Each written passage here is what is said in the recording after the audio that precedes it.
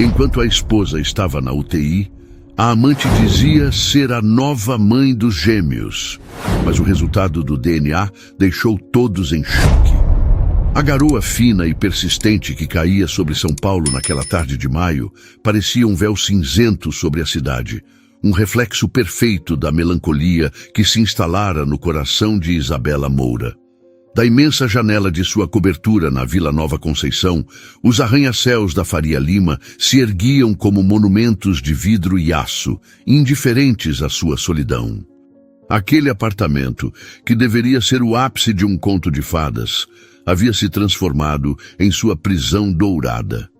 Casada há 5 anos com Ricardo Andrade, o magnata por trás do império da Andrade Construções, Isabela conhecera um amor que parecia saído de um filme. Ela se apaixonara não pelo empresário implacável que estampava as capas das revistas de negócios, mas pelo homem que nas madrugadas silenciosas deitava a cabeça em seu colo e compartilhava sonhos que pareciam se dissolver com a primeira luz da manhã. Ele a encantara com a promessa de um mundo onde a ambição e o afeto poderiam coexistir, um mundo que agora parecia uma miragem distante. O sol, no entanto, há muito não brilhava sobre o casamento deles. Uma sombra longa e fria havia se projetado sobre seu lar, e essa sombra tinha nome e sobrenome: Viviane Lacerda. Viviane era a antítese de Isabela. Enquanto Isabela possuía uma elegância discreta e uma força serena, Viviane era uma tempestade de carisma calculado e ambição cortante. Como diretora de novos negócios na Andrade Construções, ela não apenas se tornara o braço direito de Ricardo, mas também se infiltrara em cada fresta de sua vida. Isabela assistia impotente, enquanto o perfume caro e exótico de Viviane começava a impregnar os ternos de Ricardo, enquanto o nome dela se tornava uma constante em suas conversas, e as reuniões noturnas se estendiam por horas a fio, justificadas por desculpas cada vez mais transparentes e menos criativas. Ricardo, quando confrontado, recorria à mesma ladainha. Era o estresse do trabalho, era a pressão do mercado. E Isabela, segundo ele, estava paranoica, sensível demais, especialmente depois que a notícia da gravidez chegou. E que notícia! Após anos de tratamentos frustrados e da dolorosa aceitação de que talvez nunca fossem pais, o exame confirmou não uma, mas 2 vidas a caminho. Gêmeos. Por um instante fugaz, Isabela acreditou que aquele seria o milagre que resgataria seu casamento. 2 pequenas âncoras para impedir que o navio deles afundasse de vez. Ricardo demonstrou uma satisfação contida, quase empresarial. Ele queria herdeiros para seu império, e agora os teria. Era como fechar um grande negócio, mais um item de sucesso em sua lista de conquistas. A alegria, a imensa e avassaladora alegria, era um sentimento que Isabela vivia sozinha. Um amor solitário e feroz pelas 2 almas que cresciam dentro dela. A gestação, contudo, se revelou um campo de batalha. Diagnosticada como de altíssimo risco, a pré-eclâmpsia se instalou de forma agressiva.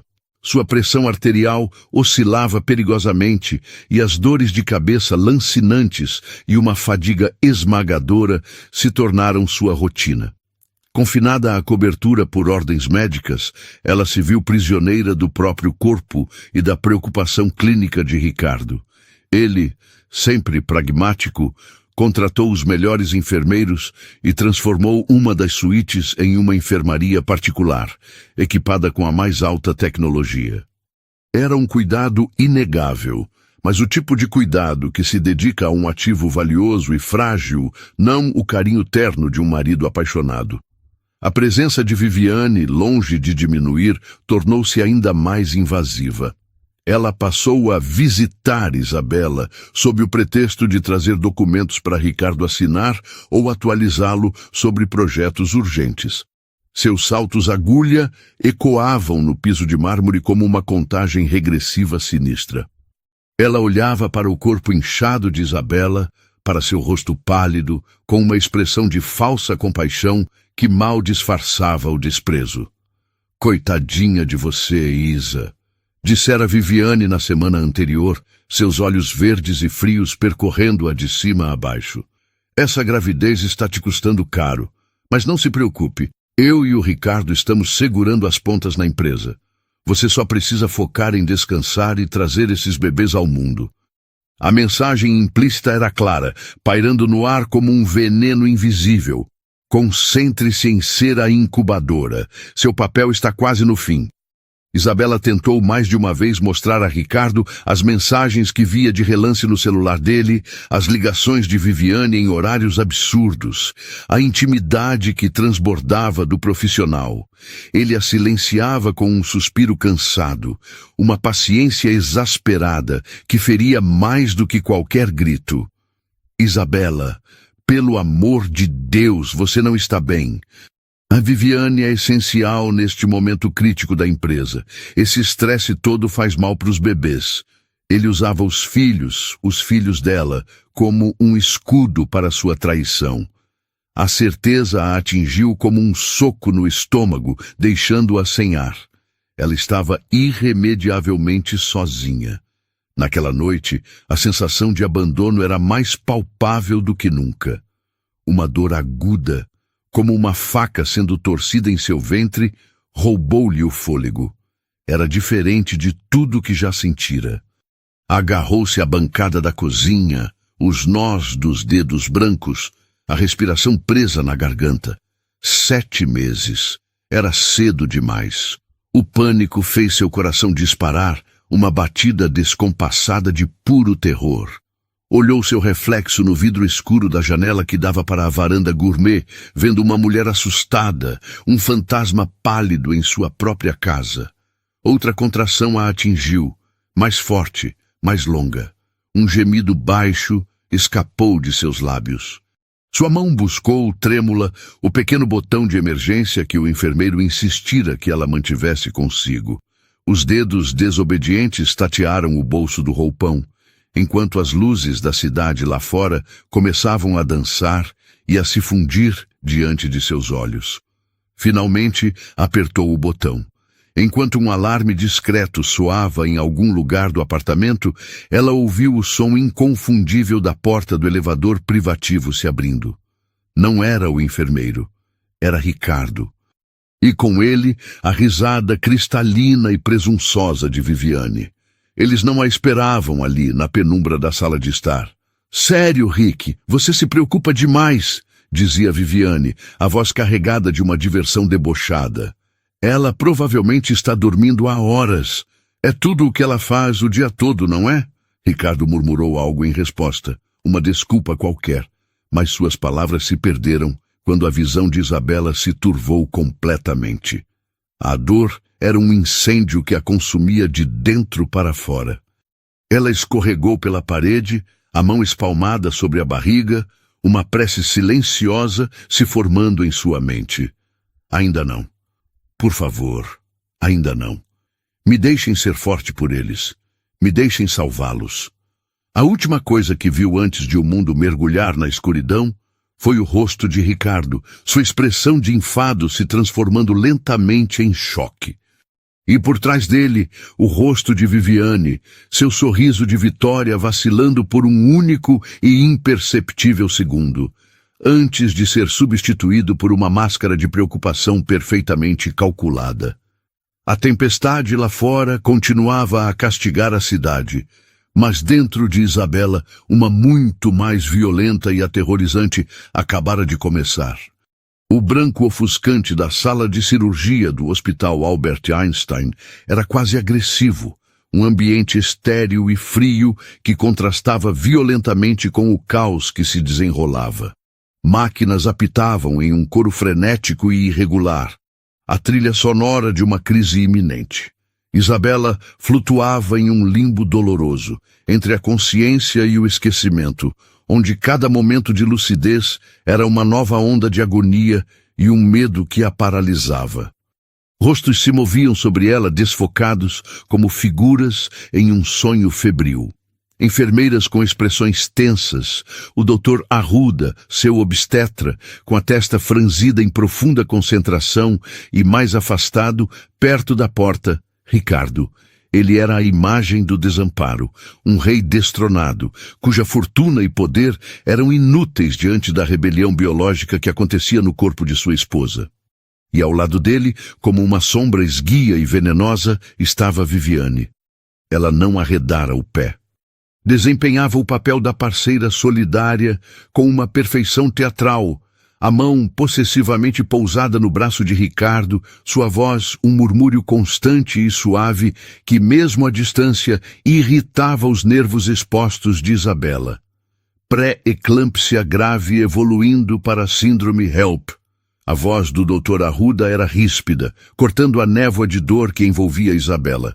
Ele falava com Ricardo, mas seus olhos experientes não deixavam de monitorar cada alteração em sua paciente. As enzimas hepáticas dela estão perigosamente altas, a contagem de plaquetas está em queda livre. Estamos perdendo a Isabela, Ricardo. Os bebês estão em sofrimento fetal agudo. Precisamos fazer uma cesárea de emergência agora. É a única chance que eles têm. É a única chance que ela tem. Isabela, em suas longas horas de pesquisa solitária, lera sobre aquela síndrome. Hemólise, enzimas hepáticas elevadas, baixa contagem de plaquetas, uma complicação letal. Ela sabia o que significava. Seu corpo estava se desligando, atacando a si mesmo em uma tentativa desesperada de sobreviver à gravidez. Ricardo, pálido como um fantasma, apenas conseguiu assentir. Parecia um menino perdido, confrontado com um problema que seu dinheiro não podia resolver e que suas ordens não podiam intimidar. Faça, disse ele, a voz embargada, quase um sussurro. Faça o que for preciso. Enquanto a equipe médica a preparava para a cirurgia, num turbilhão de movimentos rápidos e precisos, o olhar de Isabela encontrou o de Viviane. Por uma fração de segundo, a máscara de preocupação da amante escorregou, e Isabela viu o que estava por baixo. Um brilho de triunfo puro, gélido e inconfundível. Naqueles olhos verdes, a verdade era nua e cruel. Viviane acreditava que aquele era o fim da linha para Isabela. A esposa inconveniente seria cirurgicamente removida da equação, deixando para trás os dois herdeiros que ela, Viviane, criaria como seus. Uma enfermeira começou a empurrar a maca em direção ao centro cirúrgico. Ao passarem por Ricardo, ele estendeu a mão, hesitando sobre a de Isabela, como se não soubesse mais se tinha o direito de tocá-la. Isa, ele começou, a voz carregada de uma culpa que ela estava fraca demais para decifrar. Mas Viviane apertou seu braço com mais força, puxando-o para trás. Deixe-os trabalhar, querido, ela sussurrou, a voz um veneno doce. Não podemos atrapalhar. Temos que ser fortes pelas crianças. Pelas crianças. A forma como ela disse aquilo, como se já fossem sua propriedade, foi um dardo que perfurou o coração de Isabela. A sala de cirurgia era um teatro de aço e tensão. Isabela sentiu a picada da anestesia, o torpor gelado subindo por suas pernas, mas que não conseguia alcançar o terror que congelava suas veias. Ela lutava para se manter acordada, para se agarrar a um fio de consciência. Precisava vê-los. Precisava saber que estavam seguros. Iniciando o procedimento, anunciou o Dr. Arruda. Isabela fixou o olhar no reflexo distorcido de uma luminária de metal acima dela. Uma visão turva do drama de vida e morte que se desenrolava. Sentiu um puxão, uma pressão profunda e estranha, e então um choro, um lamento fino e agudo que rasgou o silêncio clínico da sala. É um menino, anunciou uma enfermeira. Nasceu às 23h18. Peso, 1,4 kg. Um menino. Seu filho. Lágrimas quentes escorreram pelo canto de seus olhos, um contraste com sua pele fria. Uma onda de amor tão avassaladora que quase a fez esquecer a dor. Um minuto depois, outro choro. Um pouco mais fraco, mas igualmente determinado, juntou-se ao primeiro. Uma menina, disse o doutor Arruda, a voz tensa. 23 de 19, 1,350 kg. São pequenos, mas são guerreiros. Levem os dois para a UTI neonatal, agora. Seus filhos estavam aqui, eram reais. Mas enquanto o alívio a inundava, seu corpo a traiu por completo. O bip constante do monitor cardíaco ao seu lado se transformou em um alarme estridente e contínuo. Ela está tendo uma parada, alguém gritou. Hemorragia massiva. Preciso de mais 4 unidades de O negativo para ontem, ordenou o Dr. Arruda, enquanto o mundo de Isabela se dissolvia em um cinza profundo.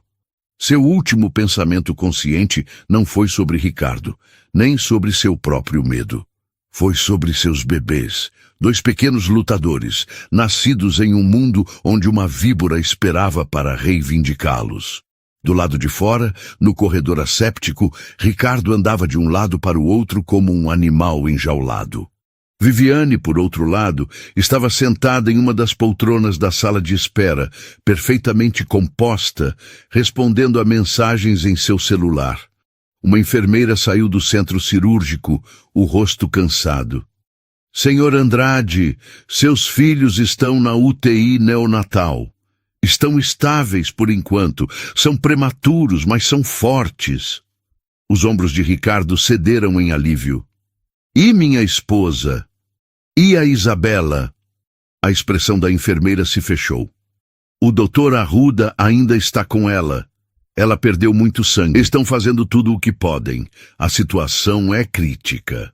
Assim que a enfermeira se afastou, Viviane se levantou e deslizou para o lado de Ricardo, envolvendo-o com os braços. Ah, meu amor, você ouviu?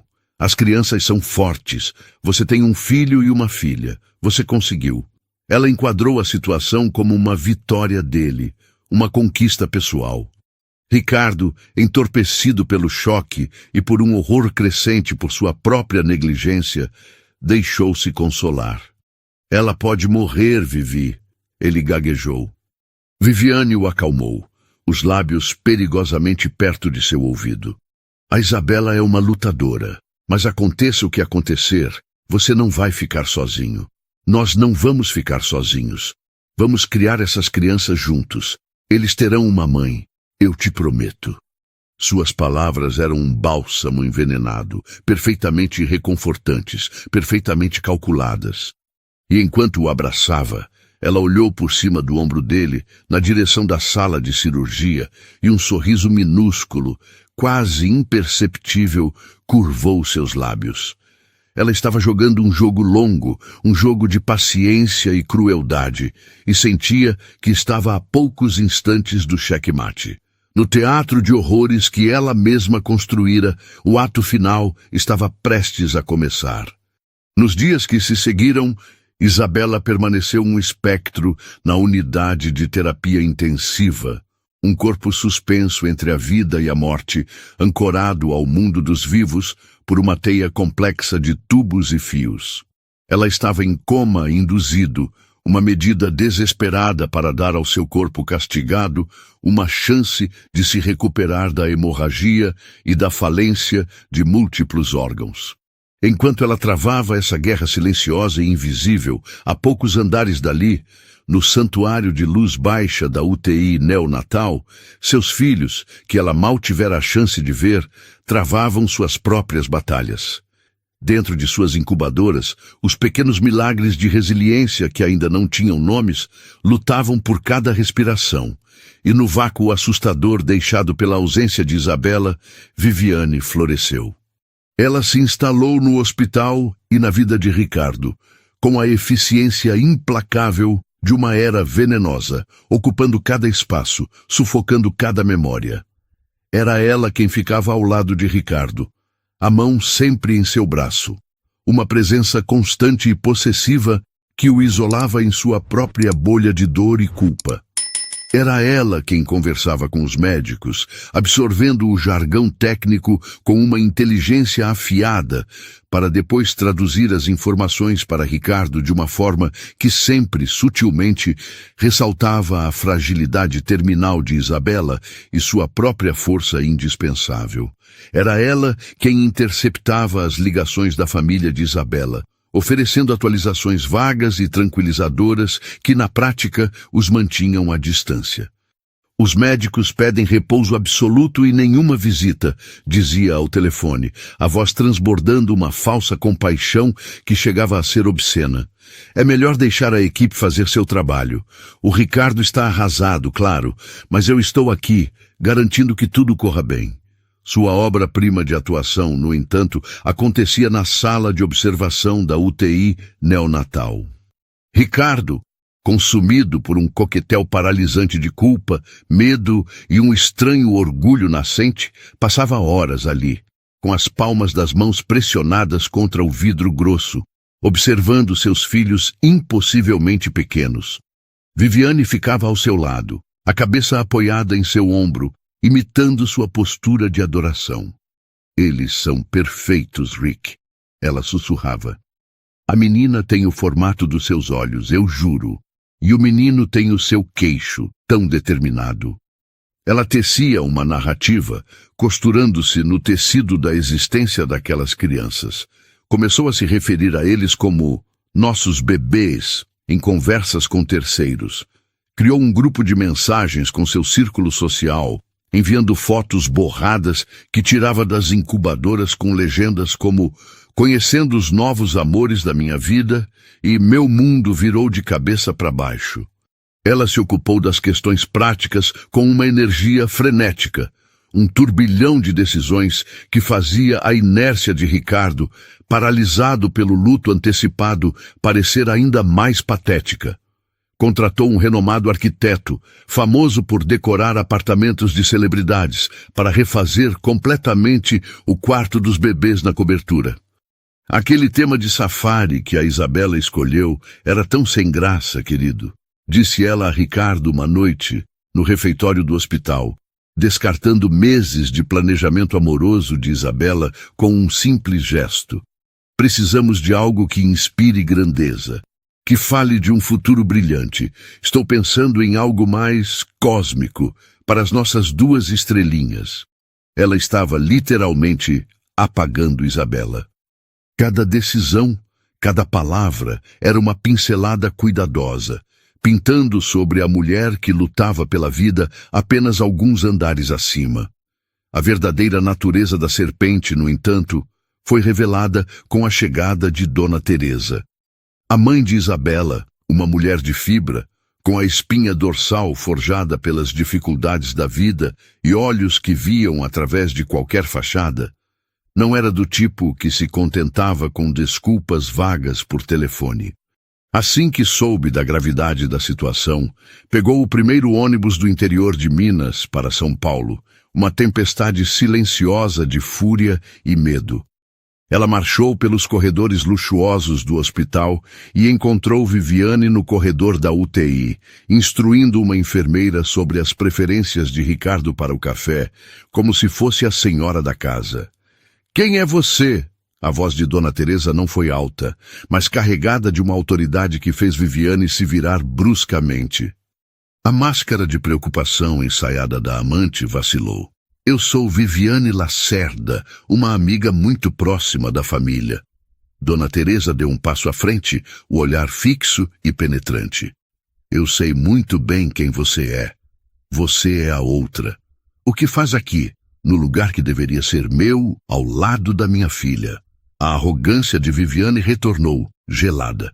"Estou dando suporte ao Ricardo, neste momento terrível. O que é mais do que posso dizer da família que só apareceu agora." A isca foi lançada, mas Dona Teresa não mordeu. "Nós fomos instruídos a ficar longe. Por você, eu imagino", retrucou ela, empurrando-a levemente para passar. "Vim ver a minha filha."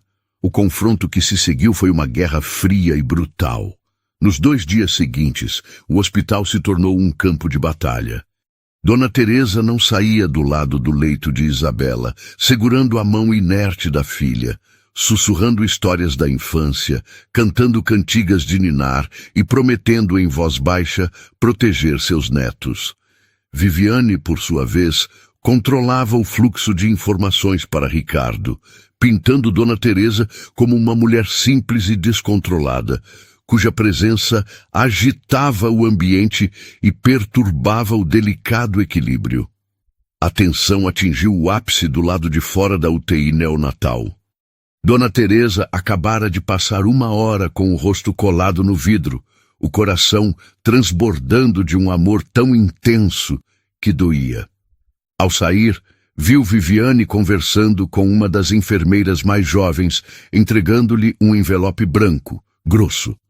Isso é só um pequeno agradecimento pela sua dedicação, dizia Viviane, a voz melosa. O Ricardo e eu somos muito gratos pela atenção especial que vocês estão dando aos nossos pequenos. Sabemos que podemos contar com você para nos manter atualizados de tudo, em primeira mão. Parecia uma gorjeta generosa, mas Dona Teresa viu a verdade. Era um suborno. Viviane estava comprando lealdade, garantindo que ela, e não a família, fosse o contato principal, a figura de autoridade, a mãe. Dona Teresa esperou Viviane se afastar com seu andar vitorioso antes de se aproximar da enfermeira. Com licença, minha filha, disse ela, a voz suave, mas firme. Eu sou Teresa, a mãe da Isabela. A enfermeira, chamada Kátia, pareceu sobressaltada, enfiando o envelope no bolso do uniforme. Ah, sim, senhora. Prazer. Dona Teresa olhou fundo nos olhos da moça. A mãe daquelas 2 crianças é a minha filha, que está deitada numa cama de UTI, lutando pela vida. Não aquela mulher, não importa o que ela te diga, não importa o que ela te pague. A mãe é a Isabela.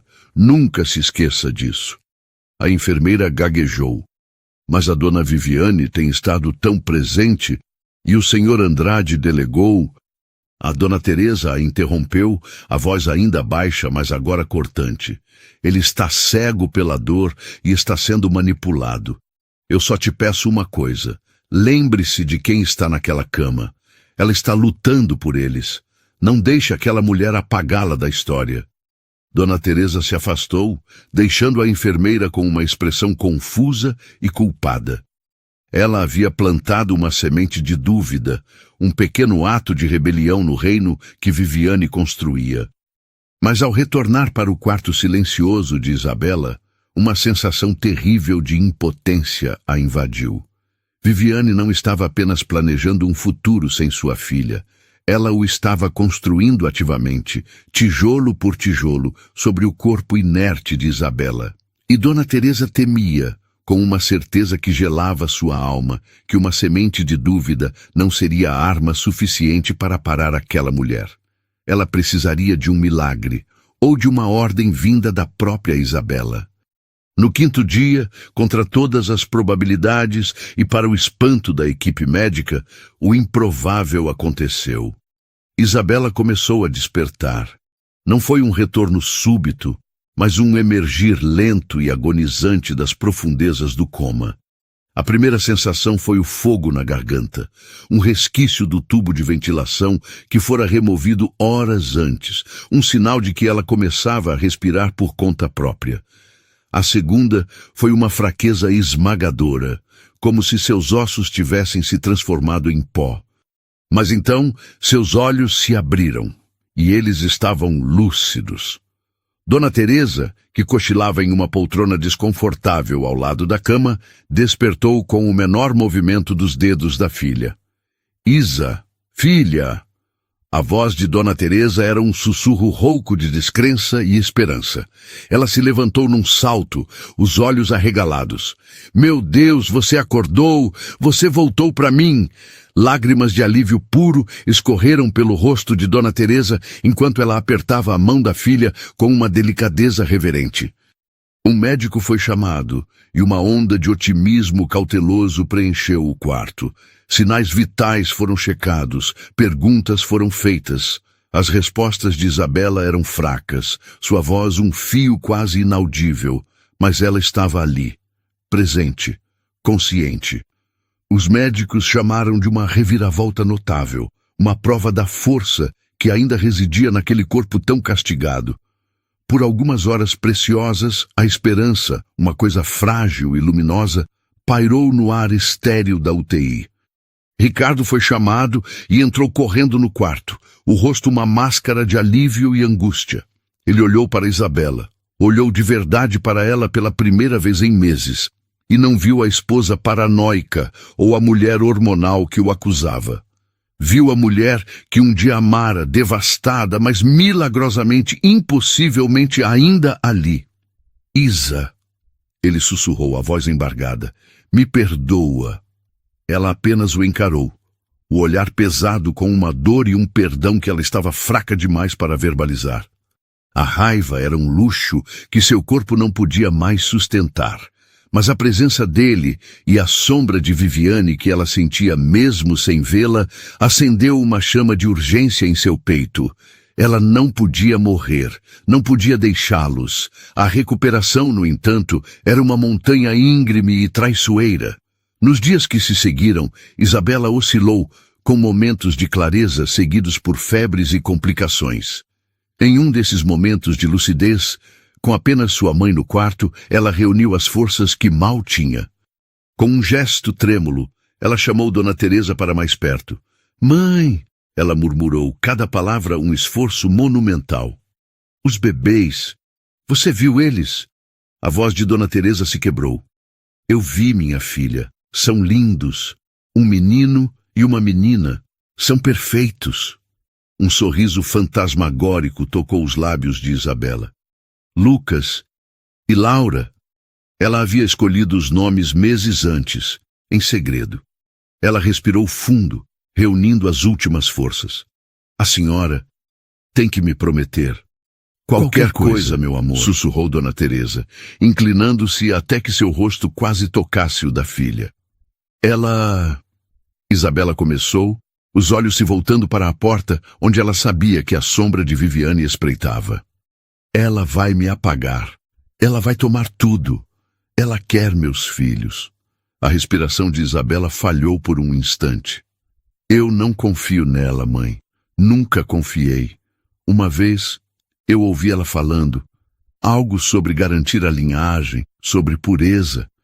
Achei que era loucura minha, mas o jeito que ela olhava para minha barriga, Isabela se perdeu na lembrança daquele olhar frio e calculista que ela tentara ignorar. O que você quer que eu faça, filha? Me diga. A voz de Dona Teresa era firme, uma rocha em meio à tempestade de lágrimas que queimavam seus olhos. Proteja eles, sussurrou Isabela, sua mão agarrando a da mãe com uma força surpreendente. Prove que são meus, não deixe ela mentir. Seus olhos imploravam, desesperados. Um teste, mãe. Faça um teste de DNA. Dona Teresa ficou confusa. Mas é claro que são seus, Isa. Por que isso? Instinto. A voz de Isabela era um sopro. Ela é uma víbora. Ela é capaz de qualquer coisa. Ela planejou isso. Que eu não saísse daqui. Não deixe ela vencer. Pelos meus filhos. Prove que eu sou a mãe deles. Parecia o pedido de uma mente febril, mas a intensidade no olhar de Isabela era inegável. Era uma premonição, uma estratégia desesperada de uma mãe que lutava em duas frentes, uma pela própria vida, outra pela identidade de seus filhos. Eu tenho um advogado, continuou Isabela, a voz se esvaindo em um fio de som. Dr. Matos. Ele sabe, no meu cofre. Ele vai ajudar a senhora. Ela apertou a mão da mãe uma última vez, um espasmo de urgência. Não deixe ela chegar perto deles. Lute por mim, mãe. Até eu poder lutar por mim mesma.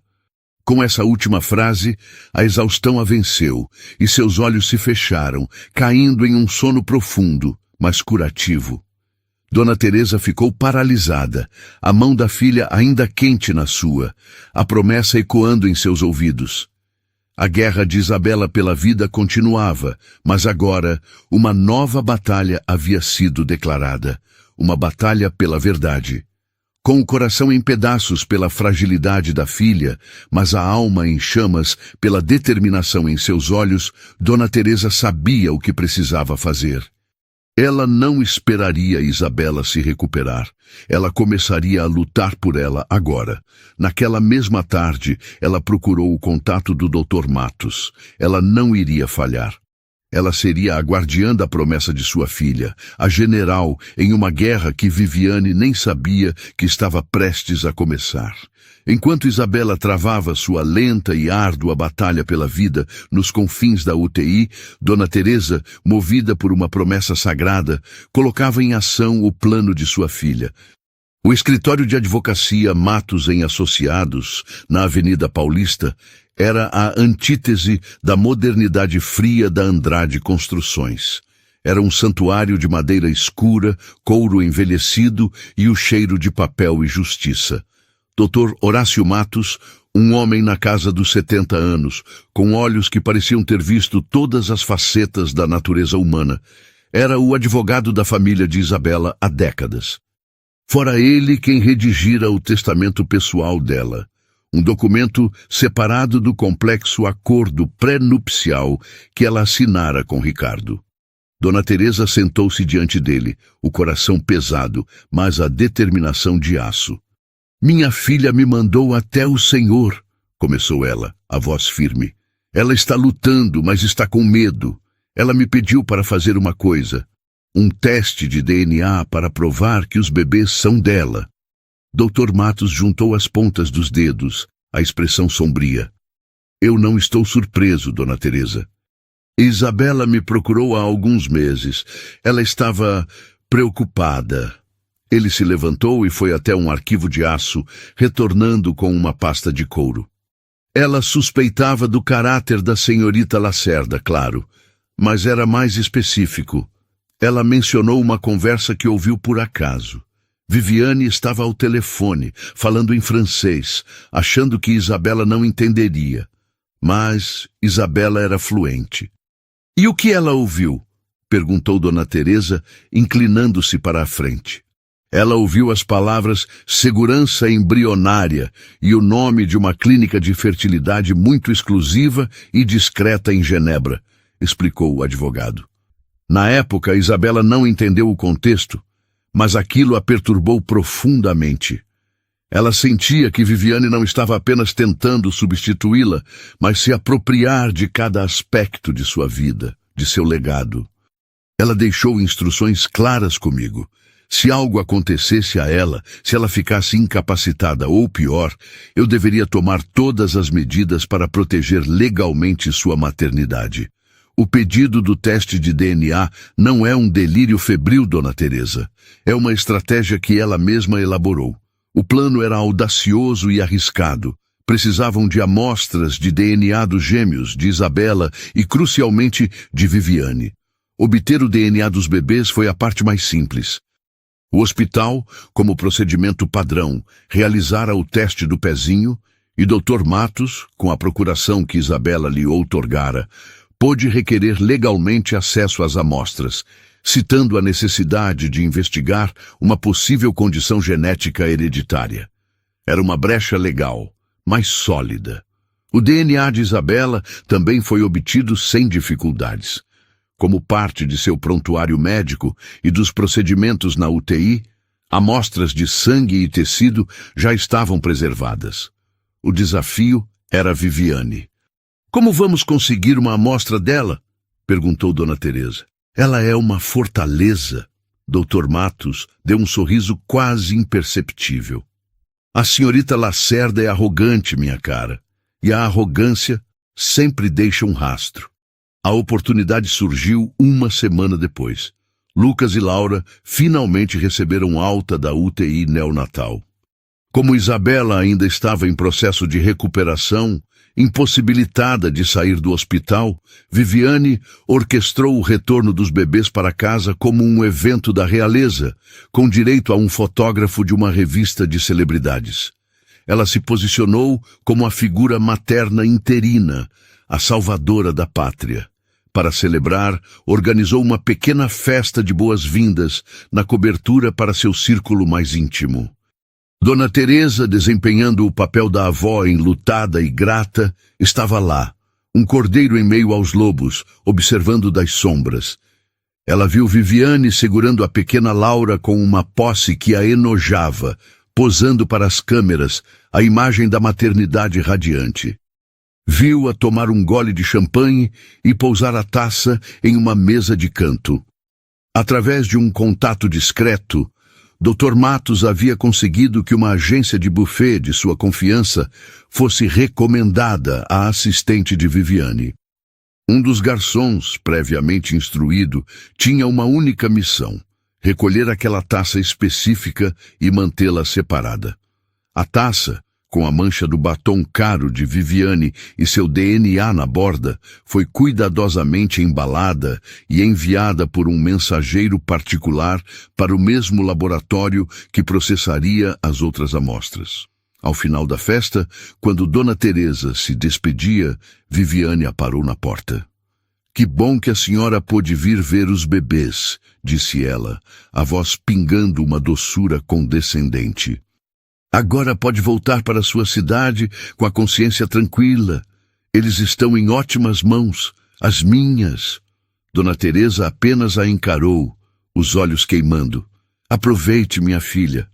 Aproveite enquanto pode." Um lampejo de irritação cruzou o rosto de Viviane, mas foi rapidamente substituído por um sorriso presunçoso. Ela tinha o homem, o dinheiro e os herdeiros. Ela era intocável. A arquiteta de mentiras permaneceu em seu reino recém-conquistado, cega para o fato de que seus alicerces estavam prestes a ser pulverizados por uma verdade que ela jamais imaginou que alguém ousaria procurar. Enquanto isso, no hospital, Isabela, alimentada pelas pequenas vitórias contadas pela mãe, encontrava uma nova razão para lutar. Ela não lutava mais apenas para sobreviver, mas para voltar para casa e desmascarar a mulher que tentara roubar tudo dela. A reunião foi marcada para as 14h de uma terça-feira, 10 dias após a chegada dos gêmeos em casa. Dr. Horácio Matos solicitou a presença de Ricardo Andrade e Viviane Lacerda em seu escritório para o que descreveu como a discussão de assuntos legais urgentes relativos à tutela e ao bem-estar dos herdeiros Andrade. Ricardo chegou com o ar abatido de sempre, a culpa pesando em seus ombros. Viviane, por outro lado, estava radiante. De braços dados com ele, num vestido branco imaculado que gritava poder e pureza, ela entrou na sala de reuniões como uma rainha inspecionando seu domínio. Ela presumiu que se tratava de uma formalidade para oficializar sua posição como guardiã legal das crianças, um último detalhe burocrático antes que sua nova vida pudesse, enfim, começar. Dr. Matos estava sentado à cabeceira da longa mesa de mogno, com 3 pastas de couro idênticas à sua frente. Seu comportamento era impecavelmente profissional, mas havia um brilho em seus olhos. O olhar de um caçador experiente prestes a desarmar a armadilha. "Obrigado por virem", começou o Dr. Matos, a voz calma e medida. "Como representante legal dos interesses de Isabela Moura Andrade, que felizmente está se recuperando bem e em breve receberá alta, fui por ela instruído a esclarecer alguns pontos cruciais para o futuro de seus filhos, Lucas e Laura." A menção da recuperação de Isabela fez Viviane endurecer sutilmente. "Dr. Matos, com todo o respeito, acho que a situação é clara." Ela interveio, a voz suave, mas controladora. "Ricardo é o pai, e eu, como sua companheira e a pessoa que tem cuidado de tudo, serei a figura materna. Nossos advogados podem cuidar da papelada." "Clareza é exatamente o que estamos buscando, senhorita Lacerda", respondeu o advogado sem se abalar.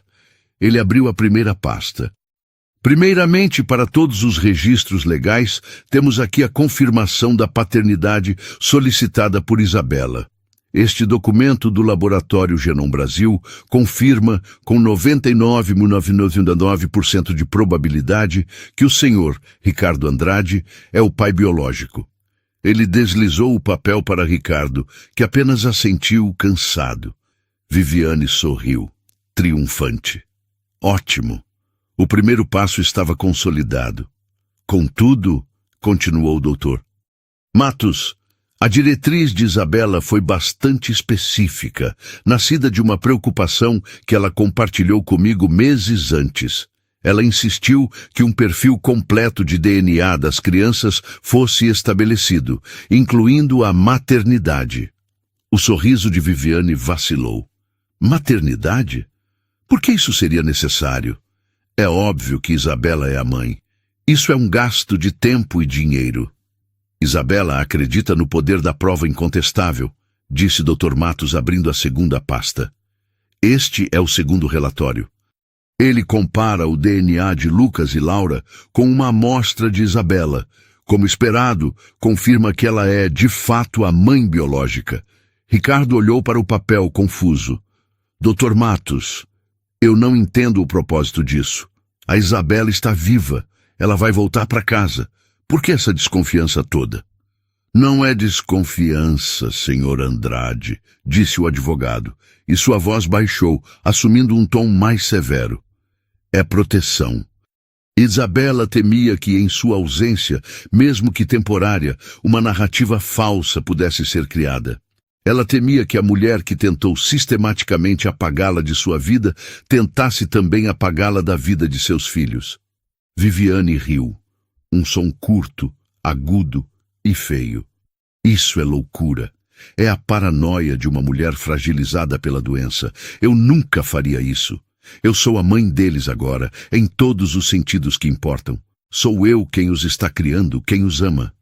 A senhora é? Perguntou o doutor. Matos suavemente pegando a terceira e última pasta. As preocupações de Isabela eram específicas, senhorita Lacerda. Ela a ouviu falando sobre uma clínica em Genebra, sobre segurança embrionária. Ela teve o pensamento arrepiante de que a senhora poderia um dia tentar alegar que os embriões eram seus desde o início. Uma mentira que, com ela incapacitada, poderia se tornar uma verdade conveniente. Isso é calúnia, sibilou Viviane levantando-se. É um ataque baixo e desesperado. Não é calúnia se o objetivo é proteger a verdade, disse Dr. Matos. Ele abriu a última pasta. Como medida de precaução final, para eliminar qualquer confusão futura sobre o seu papel, fizemos uma última comparação. Testamos o seu DNA, senhorita Lacerda, contra o dos gêmeos. Ele ergueu o papel. A cor sumiu do rosto de Viviane. A taça de champanhe. A festa. A armadilha. Este laudo demonstra com certeza absoluta que a senhora não possui qualquer relação biológica com eles. Ele pousou o papel sobre a mesa. Os 3 documentos estavam ali. Uma trindade de verdades. Ricardo finalmente ergueu os olhos, sua mente processando as implicações. A paranoia que ele descartara, os apelos que ignorara, a conversa sobre a clínica, a forma possessiva como Viviane agira. Tudo se fundiu em uma única imagem horripilante. Ele virou a cabeça e olhou para Viviane. Não viu a parceira forte, viu uma usurpadora, uma mentirosa cujas maquinações eram tão profundas que sua esposa, de um leito de hospital, teve que usar a ciência para se defender. A mulher rindo no corredor não estava comemorando o nascimento de seus filhos. Estava comemorando a queda de sua rival. A porta da sala de reuniões se abriu. Isabela entrou. Estava mais magra, pálida, apoiada em sua mãe, Dona Teresa, mas seus olhos queimavam com uma força que ninguém ali jamais vira. Ela caminhou lentamente até a mesa. Viviane a encarou, paralisada, como se visse um fantasma. Você, gaguejou Viviane, o que você está fazendo aqui? Isabela ignorou-a e olhou para o marido. Você acredita em mim agora, Ricardo? Sua voz era calma, mas cortante como vidro. Ricardo desabou na cadeira, o rosto entre as mãos. A visão de Isabela, frágil, mas de pé, e a prova irrefutável sobre a mesa, quebraram a última barreira de sua negação. Isa, me perdoa. Isabela então se virou para Viviane, que tremia de raiva e humilhação. Você entrou na minha casa, deitou na minha cama, tentou roubar meu marido e, quando não conseguiu, tentou roubar o meu lugar como mãe, disse Isabela, cada palavra uma sentença. Você achou que eu era fraca, achou que eu ia morrer e deixar o caminho livre para você. Você subestimou uma coisa, Viviane, o amor de uma mãe não morre. Ele luta. Fora, disse Ricardo, a voz um sussurro letal, ecoando as palavras de Isabela. Saia da minha empresa, saia da minha vida. Se você chegar a 1 metro de distância da minha esposa ou dos meus filhos, eu vou usar cada centavo que tenho para garantir que você nunca mais tenha paz. Humilhada, exposta e derrotada, não por um fantasma, mas pela mulher que ela tentara destruir, Viviane saiu correndo da sala, empurrando o passado para trás. Semanas depois, Isabela voltou para casa. A cobertura não era mais uma prisão dourada, mas um lar a ser reconstruído. O quarto cósmico foi desmontado e, com a ajuda de Dona Teresa, transformado em um ninho de amor e aconchego, com as cores e os temas que Isabela sempre sonhara. Ricardo, um homem quebrado e arrependido, fazia de tudo para provar sua mudança. Ele se afastou da empresa, dedicando cada minuto aos filhos e a cuidar de Isabela. Ele sabia que reconquistar a confiança dela seria a jornada mais longa e difícil de sua vida, uma dívida que talvez nunca conseguisse pagar. Isabela, por sua vez, encontrou em seus filhos, Lucas e Laura, e em sua própria resiliência, uma força que não sabia possuir.